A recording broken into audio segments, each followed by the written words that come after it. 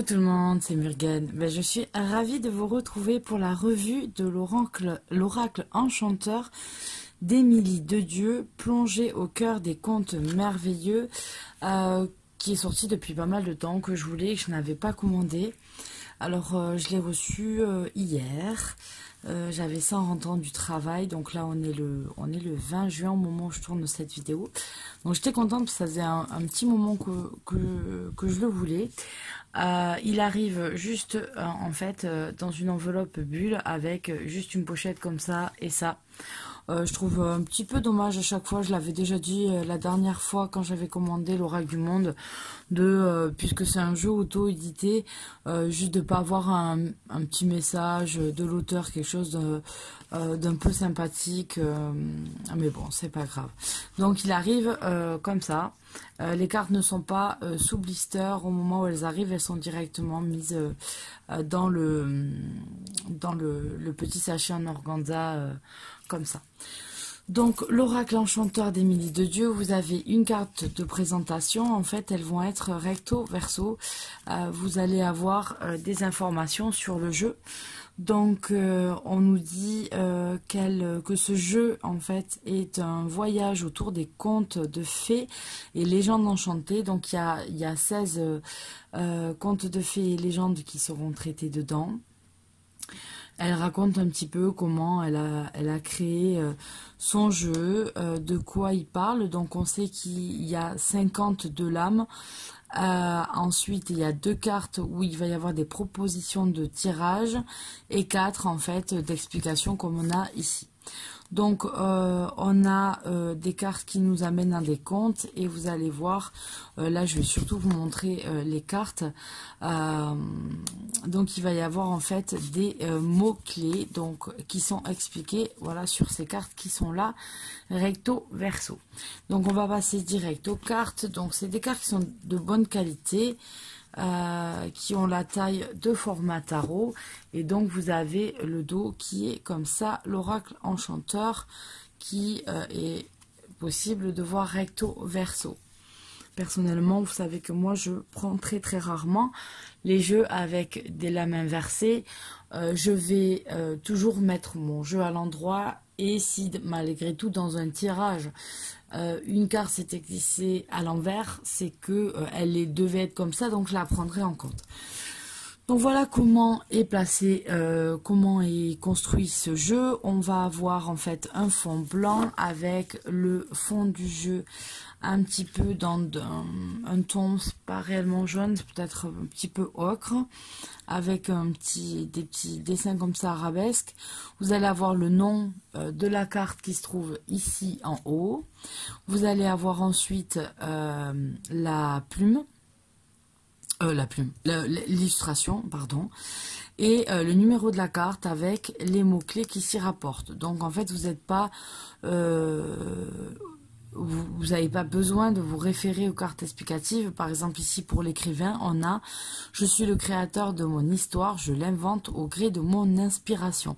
Donc en fait on va avoir des phrases, une phrase en fait pour chaque carte, mais les mots-clés suffisent. Donc ça c'est bien, je trouve, des petits jeux comme ça. Après j'aime beaucoup les illustrations d'Émilie Dedieu parce que c'est pratique d'avoir un oracle. Voilà, on n'a pas on a des mots-clés directement dessus et les tirages peuvent être très rapides quand on amène quelque part ou en vacances ou dans votre sac à main.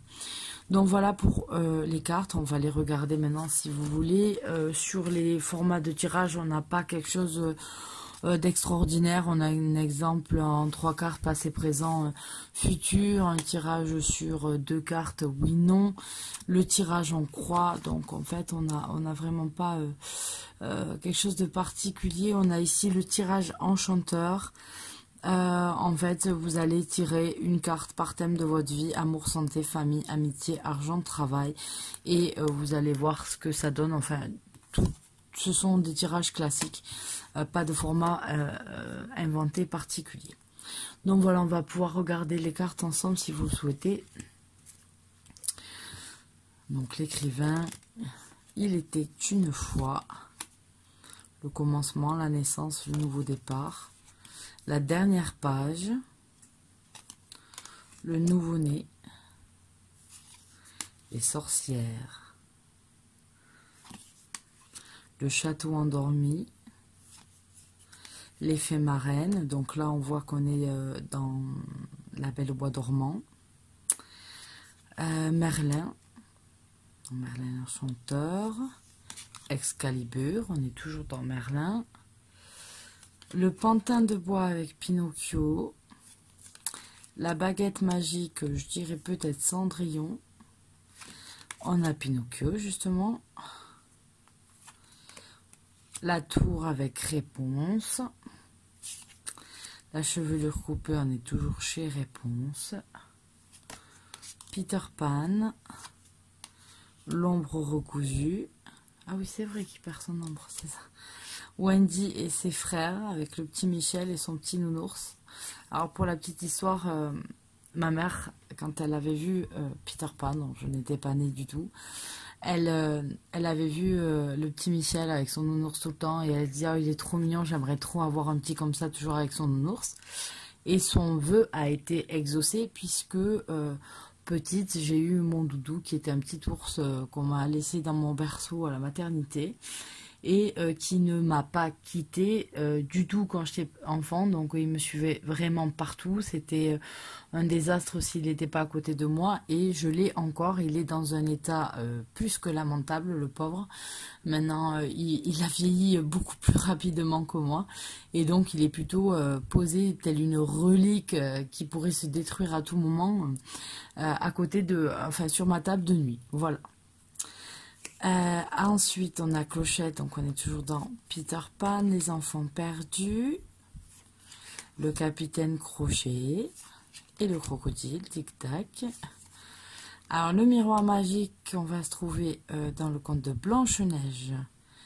Alors, ma fille connaît exactement le truc par cœur. Miroir, mon beau miroir, dis-moi, je sais pas quoi, qui est magie et pure, ou je sais pas ce qu'elle dit. Elle le connaît par cœur avec l'intonation, elle me fait rire. Les 7 nains, donc voilà, on était bien dans Blanche-Neige. La pomme empoisonnée, l'empoisonnement. Belle, donc on va se retrouver avec La Belle et la Bête. La rose enchantée, mon chéri, en fait, pour Noël, m'a offert la tasse Zip. La petite tasse de La Belle et la Bête, et pour la Saint-Valentin, en fait, j'ai la cloche comme ça avec la rose éternelle dedans qui s'allume, et j'avais une petite déclaration d'amour accrochée, voilà. Donc j'ai cette rose. Quasimodo, donc là on est dans Notre-Dame de Paris. Esmeralda, la roulotte, elles sont jolies ces illustrations. Le carrosse de Cendrillon, la belle citrouille magique, la pantoufle de verre, les bottes de 7 lieues, Aladdin. Donc voilà, on a des petits contes, des cartes juste relatives à un conte. La lampe du génie, très très belle. J'aime beaucoup les illustrations qu'elle fait.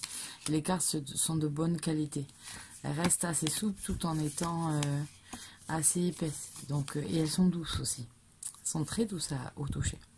Le tapis volant, la jeune pousse, ça c'est le haricot magique, je crois. La jeune pousse, voyons.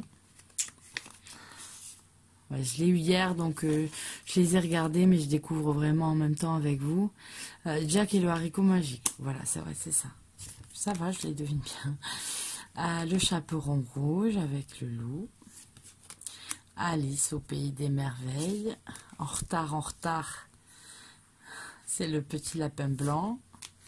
Les douceurs. Mange-moi et bois-moi pour grandir et rapetir. La chenille. J'adore le personnage de la chenille. Le chapelier fou qui fête les non-anniversaires.